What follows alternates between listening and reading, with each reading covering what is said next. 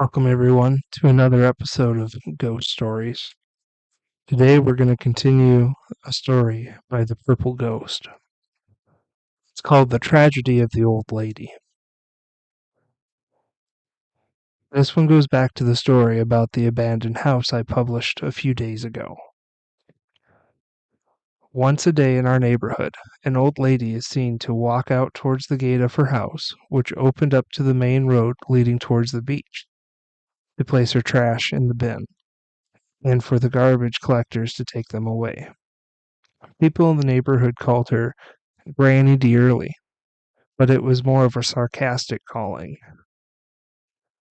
because she was rude in nature, and she did not give out the typical lovable vibe people are used to in an old lady of her age. Granny Dearly lived alone in her worn-down home, keeping to herself, and once a month she gets a visit from one of her 5 sons to bring her 1 month's worth of grocery, and leaves without spending much time with her at all. All of her sons lived lavish lifestyles, with one being a prominent TV presenter in the country and 2 being successful businessmen. The youngest of the family, who was seen relatively more with the granny, was a professional sports figure. Granny Dearly could have lived a happy life with either of her sons, but her rude nature and greed to let go of her house made her irritable among the wives of her sons, and hence no one was willing to stay with Granny. Granny Dearly's life went on with loneliness and despair, and her morning routine of letting her trash out and vanishing into her house to never be seen again till the next day went on. One day, however, nobody noticed her putting her trash out. 2 days passed by, and another few days went on just the same until people living next door noticed a pungent and strong rotting smell coming from the house of Granny Dearly.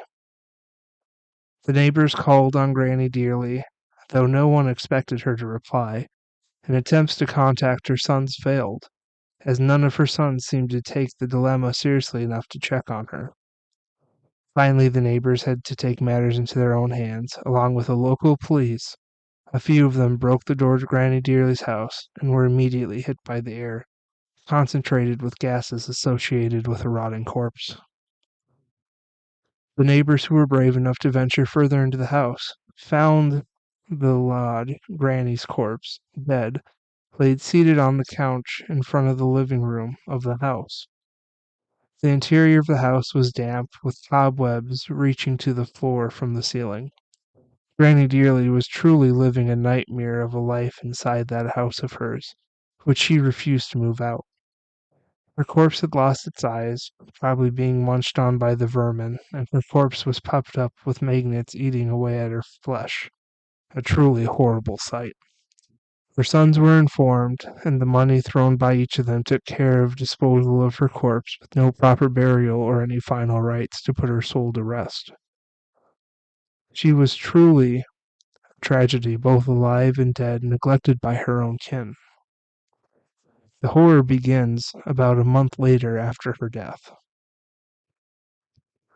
About a month later, her son begins their dispute regarding the rights to the house Granny Dearly died in. The sons were keen on keeping the property, more about their mother when she was alive. Finally, the sons came to an agreement to sell the property and distribute the money evenly.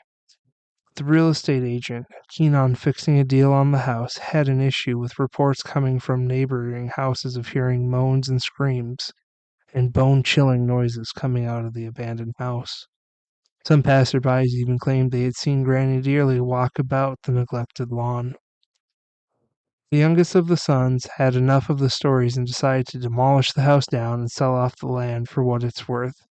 But every day, when he comes in with the wrecking crew, something ominous happens which terrifies the crew to the level that they would withdraw from the site for good. Some would freak out saying they saw Granny Dearly walking inside the house. Some would get hit on the back and pulled away by an unexplained shadowy entity. Some would fall from the roof while securing beams for demolition, stating that they were pushed from their ladders and their safety harnesses would come off unexpectedly. And finally, the youngest son could not find a crew daring enough to lay their hands on that house. And a few years back, the foundation of the house crumbled and the roof of the house caved in.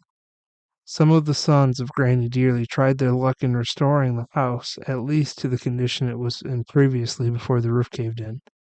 But every time they repaired the roof and reinforced the foundation and added new columns to support the roof, it caves in about a week later, baffling everyone involved in the construction process. To this day, this abandoned house stands, with the roof caved in on itself beside a busy street, covered by the bushes and trees that once beautified the little garden of the house.